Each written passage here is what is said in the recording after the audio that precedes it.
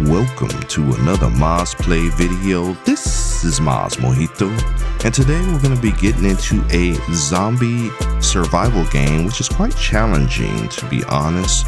And this is going to be the pilot episode. We're playing SCUM. Let's get to it.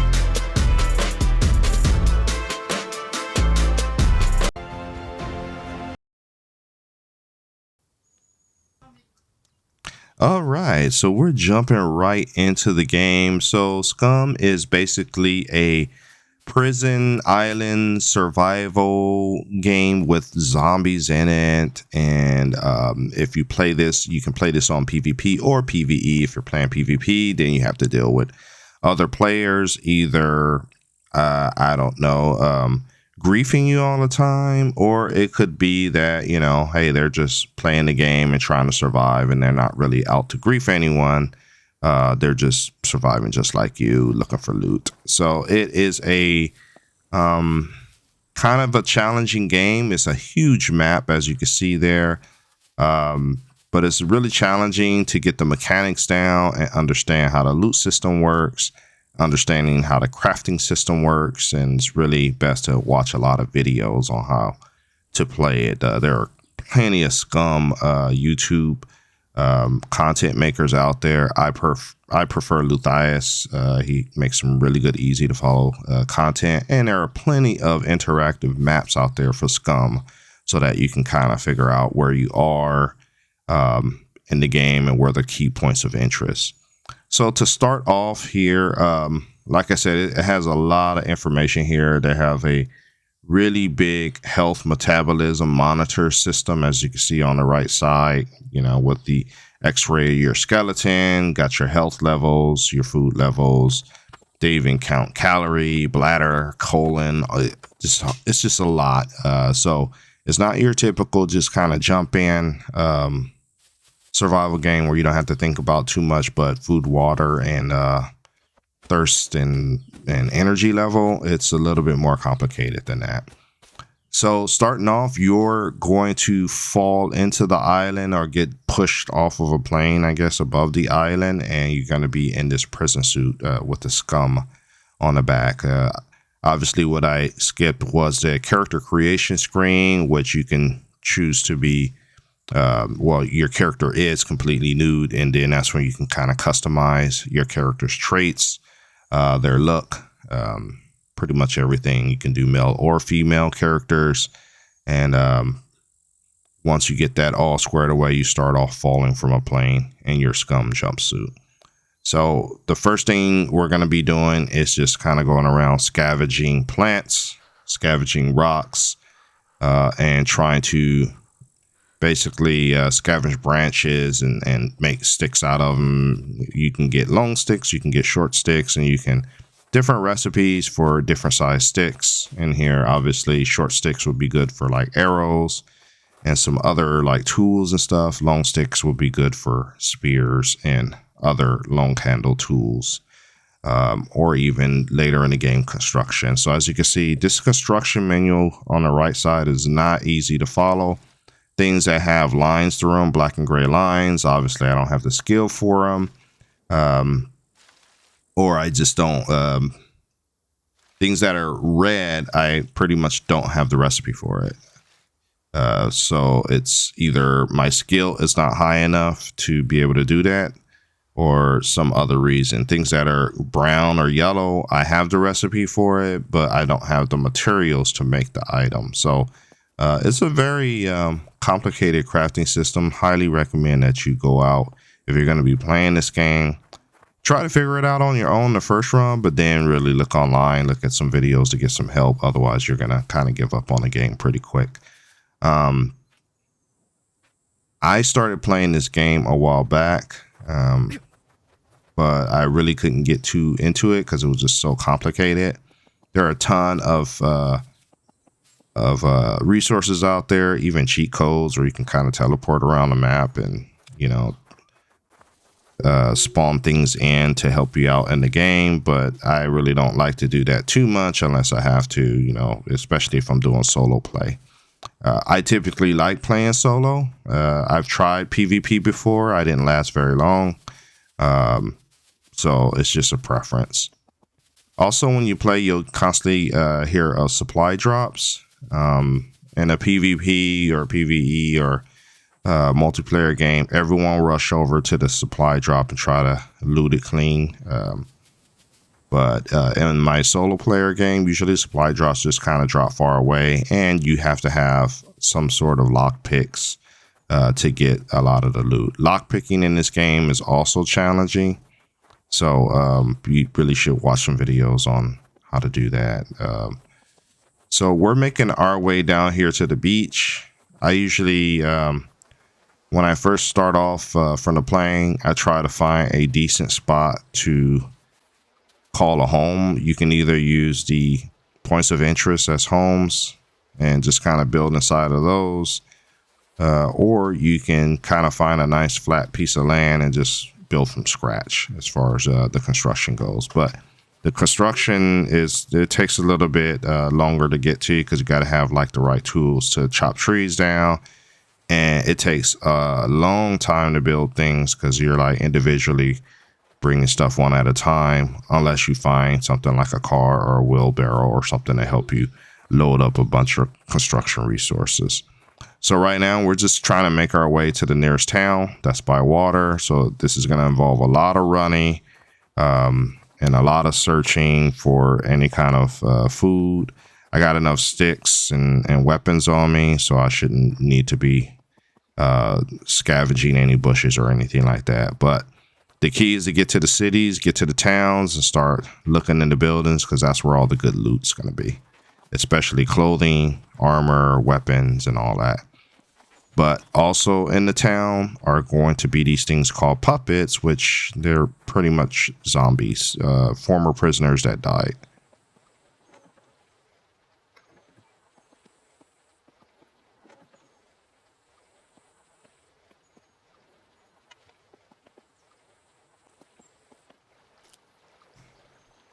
All right, so I found a barbecue grill. That is something that you're going to need as you play to cook food, but I don't have any way to carry it or store it.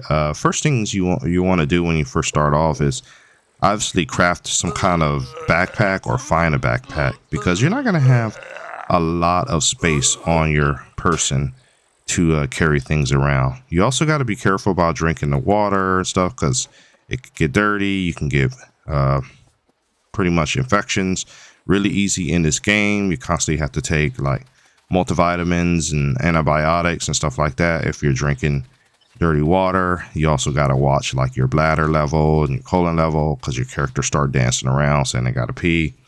So all not a big deal, except for when you're trying to hide from zombies, or if you're playing PvP, that's when people can take advantage of you when you have to stop to use the bathroom, because you pretty much can't do anything to defend yourself while you're out there. So we made it to the town, and here's our first case of a puppet, aka a zombie. And the key thing is to have a long stick, a long spear weapon, to just kind of keep pushing them away. When they do hit you, you'll get that big red flash on the screen, and you'll start seeing blood dripping down the screen depending on how severe you're hurt. So as long as you keep kind of like poking at them to keep some distance from them, you should be okay, and they'll go down. The problem is going to be when you have more than one. So as you can see, I had 100% health. I'm down to 74. Then you can, of course, loot the bodies. Most of the time they have items that are filthy, dirty. What I like to do is I always loot, and then I hit tab to bring up the inventory screen that tells you what's on the ground around you. So that's the easiest way to loot in this system. But always keep a weapon in your hand. Always try to get a knife. Have a knife ready, because you will need a knife or some kind of axe or something ready to chop. And then go from there. So we got about 2 or 3 guys attacking us, and I don't have the right tools, so I'm probably gonna die here.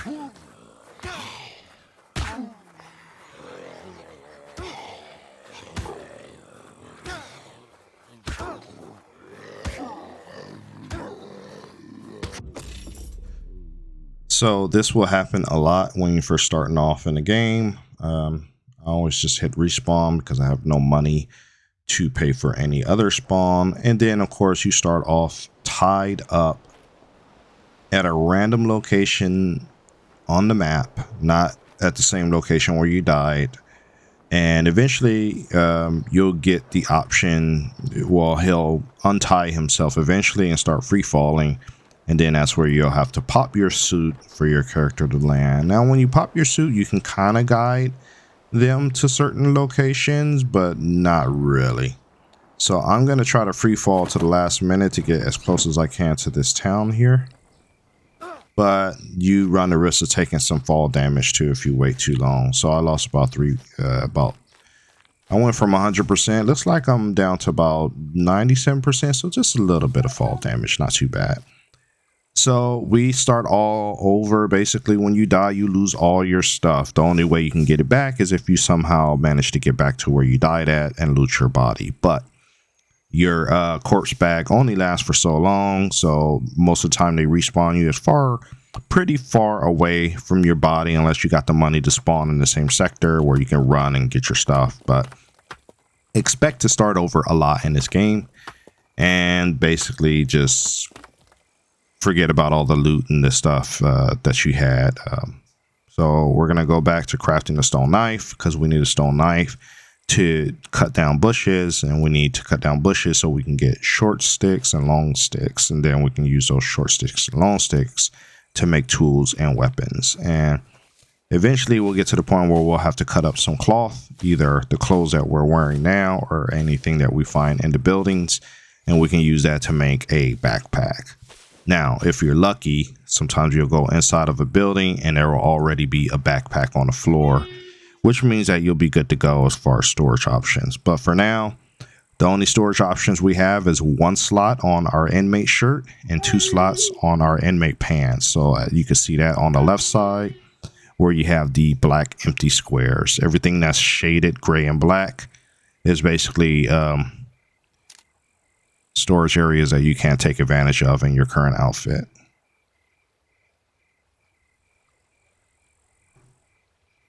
Now what I did is knock down a bush. So by opening up my inventory, it shows me what's in the vicinity on the ground that I can interact with. So right now we are focusing on the sticks and the long sticks that are on the ground.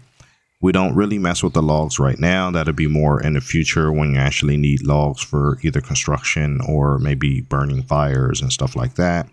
So those will be ignored. You can, with the right tools, cut the logs into lumber. But again, that's in the future.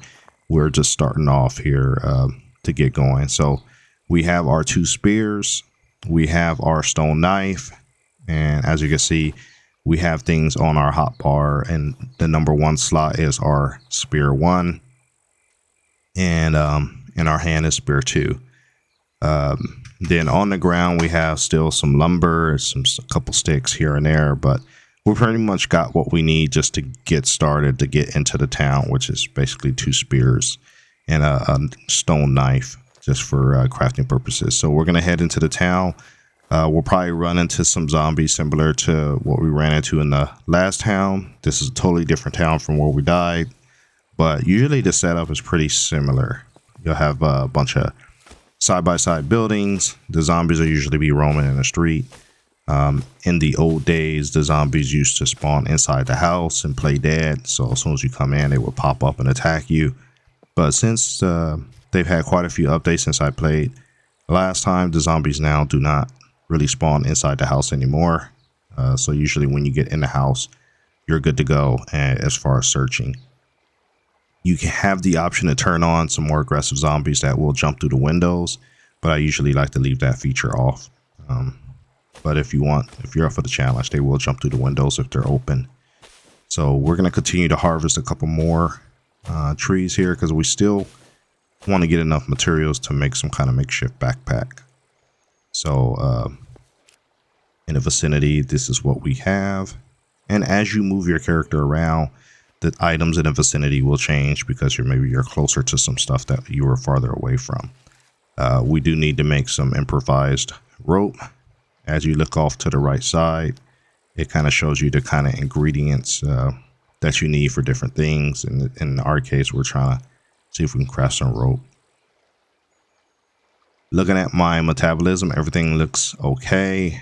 But the longer we play, the worse my metabolism will get, especially if I'm not eating. You can throw spears here if you really want to, but I tend to kind of like use them to kind of keep bad guys at bay. Key thing is just keep the right spears on your hotbar so you can quickly switch from hand to slot number 1 or 2, especially if the spear breaks. So this is your typical layout of these houses. You usually have a junk pile that you can search through. Needles are great for crafting in a later game, but not right now. You will find metal scrap pretty much everywhere, and that will be good for crafting late game as well. 9 times out of 10, it'll say no items found as you're looking through the items that are lootable. Like I said, in the old days, there used to be a zombie laying in the middle of the floor. They'd get up as soon as they see you, but they've cleared that out since the last couple updates. But we'll do a lot of searching. Majority of the time, it's going to say no items found, but it's still worth looking just to see if there's anything useful here.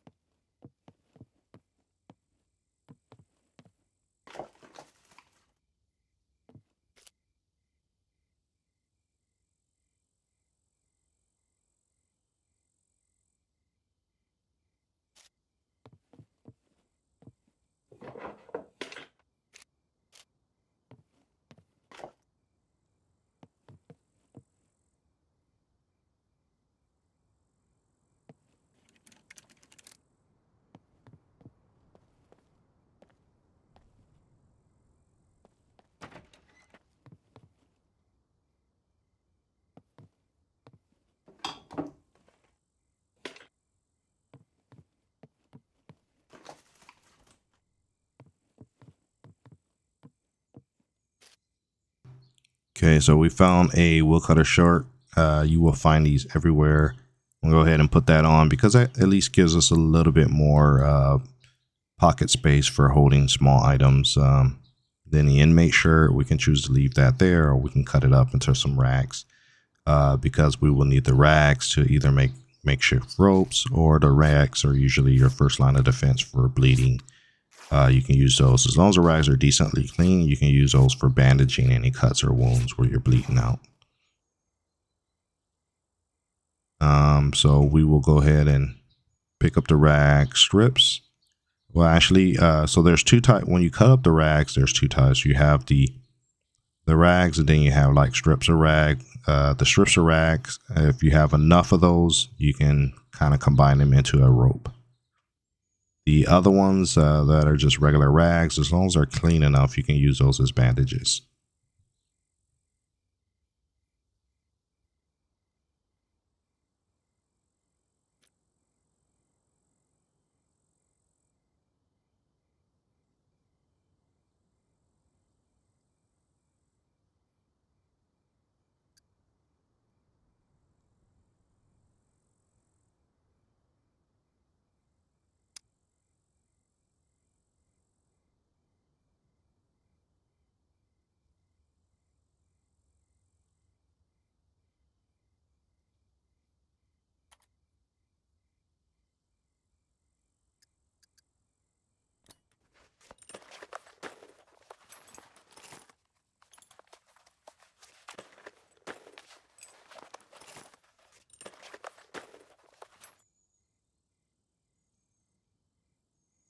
Okay, so about the only thing I could make with those rags was some makeshift gloves. So I went ahead and crafted those and put those on my inventory. Give me a little bit extra defense, especially if I'm fighting some zombies hand to hand.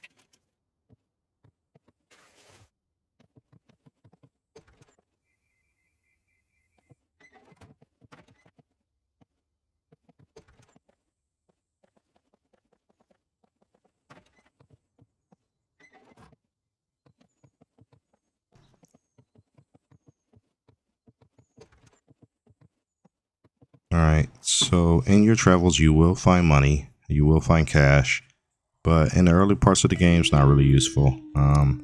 Later in the game, you will come into some neutral zones where you have merchants, and they are pretty much a cash operation, so that's where that cash will come in handy. For now, you can decide to keep it, or you can use it as maybe something that you can use as tinder for campfires or stuff like that, but until you run into merchants, you really don't have a use for the cash.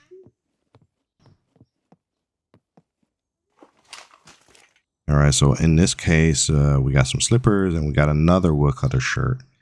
Now, I usually like to compare the quality level of the shirt. My quality level is a little lower at 53%, but this woodcutter shirt that we found in the drawer is in better shape. As you can see, I have 2 full square slots with the woodcutter shirt, whereas the other one, since it was damaged, some of the slot areas was shaded in red, so I couldn't fully use that slot. So I'm gonna go ahead and cut up this old woodcutter shirt into some rags, and we will keep what we need. The rest we will turn into ropes.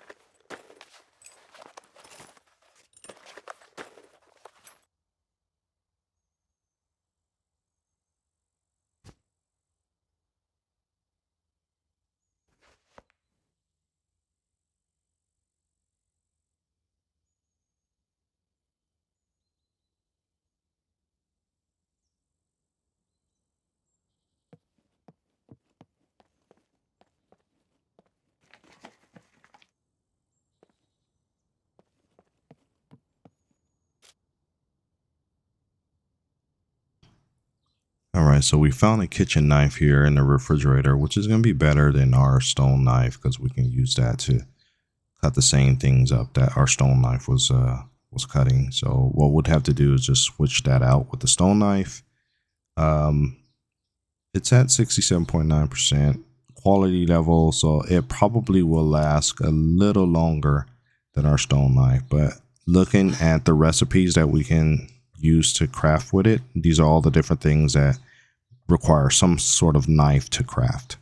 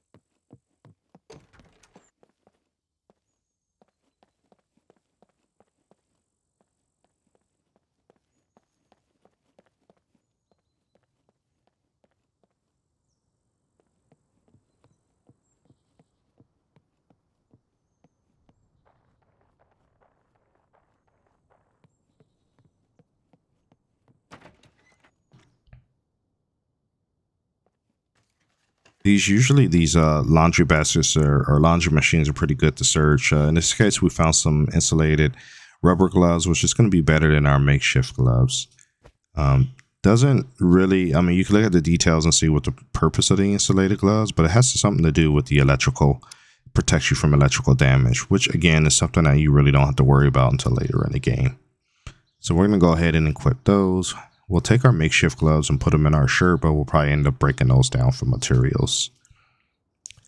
But I think at this point, we're going to continue searching this house, but this is a good point in the video where we're going to go ahead and put a bookmark end the video, and we will come back in the next episodes and continue to do some searching for this house to look for a backpack and any other useful items. So as usual, I'd like to thank you for taking the time to watch my videos. Please remember to leave a like, comment, and subscribe because it really helps out the channel. And we will see you in the next video.